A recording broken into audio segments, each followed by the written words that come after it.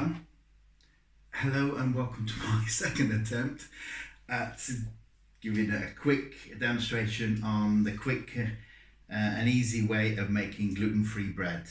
In the instructions below will be the ingredients and a step-by-step guide, but in simple terms, I'm mixing most of the wet stuff together, mixing the dry stuff together in a separate bowl, mixing them together, adding olive oil, putting it in the baking tin, letting it rise and then cooking it. So I'm going to show you this in a step-by-step guide. As always, any questions, please give me a shout. Okay, so the ingredients is 325 grams of semi-skimmed milk. I haven't actually got any in, so I'm using skimmed milk. This is nice and warm, okay. 3 medium-sized eggs, 3 grams of white vinegar. I've got 450 grams of gluten-free flour, 3 grams of salt, 29 grams of caster sugar. I think that's quite a lot actually, so maybe after you try this way. I think my future versions are probably going to add less caster sugar into it, but it makes a nice fairly fluffy bread, but it's also slightly sweet, almost not quite like a brioche, but certainly tending towards it. And also we've got the dry yeast, 12 grams of dry yeast. This is standard dry yeast you can get in shops.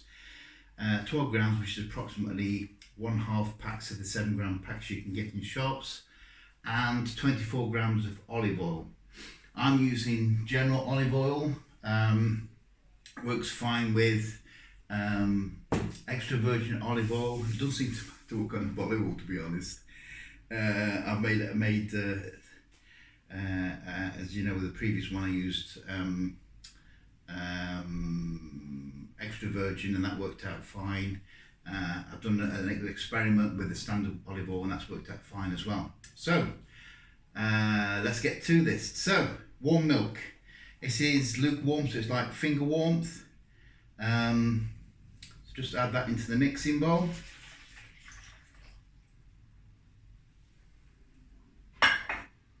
We add the 3 medium-sized eggs. Thing to remember with the eggs, if you've got compost heaps, by the way, you can use the shells, crunch up the shells using the compost heaps, because it's quite good for keeping stubs away from your vegetables. Not perfect, but it certainly helps. Okay, so 3 eggs.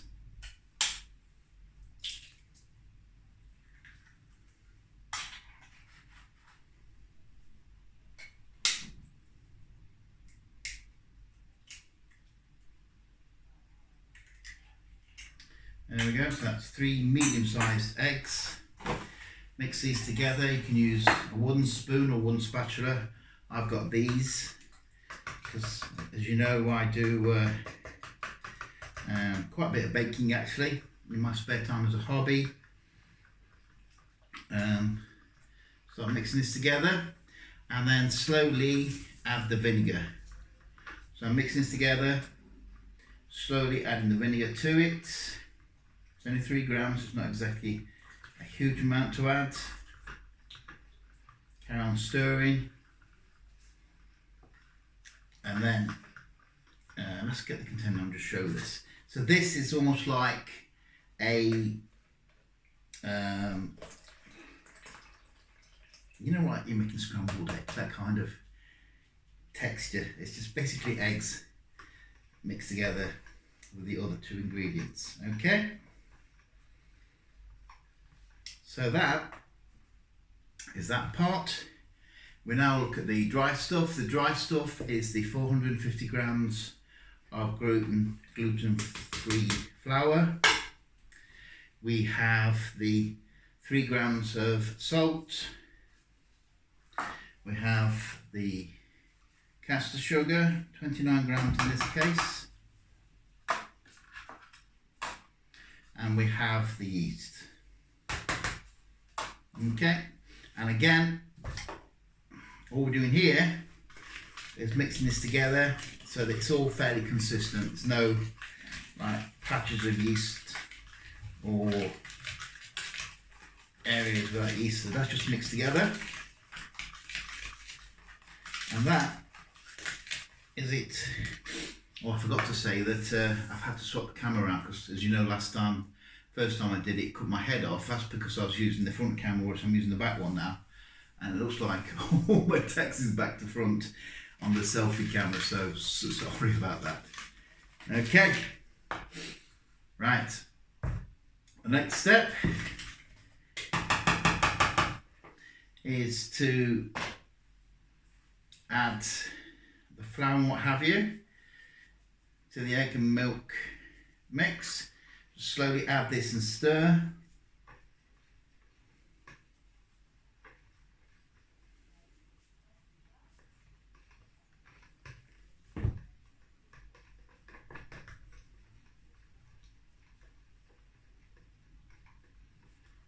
As you can see, just slowly adding and stirring.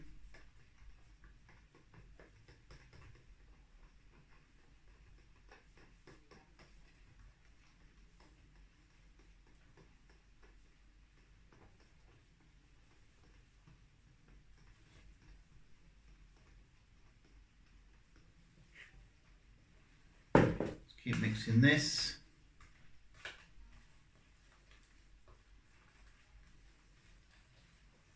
Oops. Dropped a bit of flour on the floor and it's going to kill me. I have to hoover that up and make sure I don't walk it around the house. Okay. So this is becoming a bit like a... just keep mixing this and it almost like makes a thick cream. It will do as you carry on mixing. So just keep mixing this. Now, this is the last ingredient, the olive oil. Slowly add the olive oil as you mix.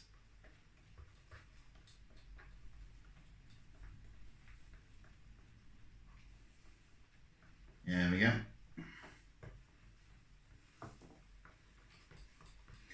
And now, all I do is mix this for about 5 minutes and it creates a consistency of almost like thick cream. So I'm not going to leave the camera on while you watch me stir this for 5 minutes. I'm just going to switch the camera off. I'm going to switch the camera off and then come back. Well, I've been mixing for a while. As you can see here, that's one container. This has become, let's get a closer look for yourselves. It's become like a kind of cream, thick cream. Okay. From the mixing, all I'm going to do now is add it to the baking tray. All I've done here, standard tin for cakes and breads. Put wrapping paper in. I could use a spray, but I prefer that with bread rather than normal bread rather than this. If somebody knows how to do a proper way of putting liner paper in tins, you are welcome to do a video and send it to me, and I'll include it in the YouTube channel. So let's pour this in. You don't need fancy stuff like this. You can just use a spoon or a wooden spatula. What I'm doing now is adding this in. It's fairly liquid, it will find its own level, so I'm not going to do any shaping or anything. There we are. So straightforward pour in and try and pour it in the baking tin, not on the table. Oh, I've got to clean this up before Natasha sees it. Okay, let's add it there.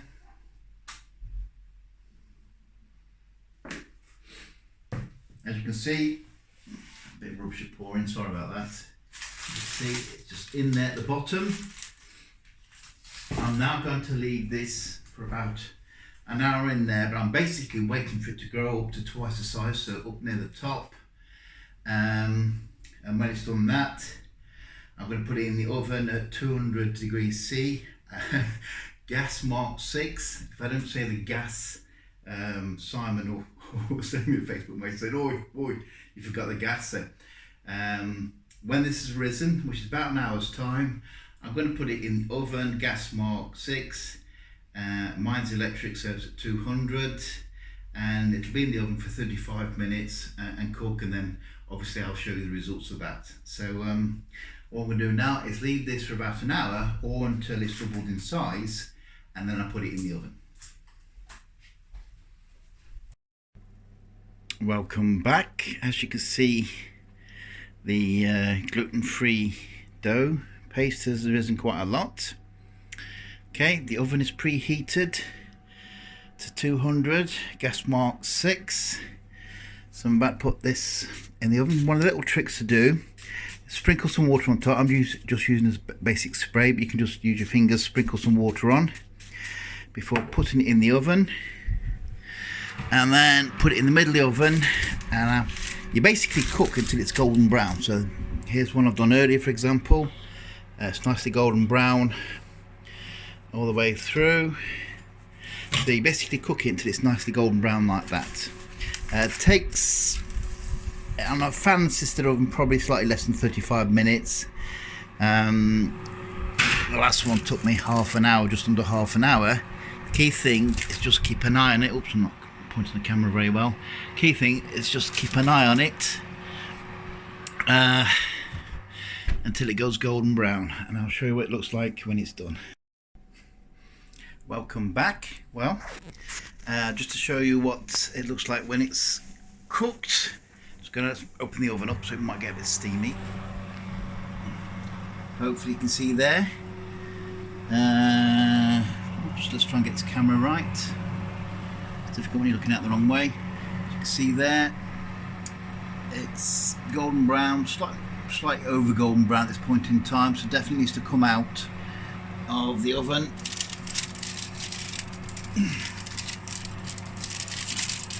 Definitely needs to come out of the oven, and then I'll put it on the cooling rack. There we go. And to be honest, that's it really. It's nicely cooked. It's if I try and roll it over, there's no cooling rack there, it's just the colour. But you can see, struggling with the camera a bit, but you can see certainly cooked all the way through. I just need to put it on a cooling rack now.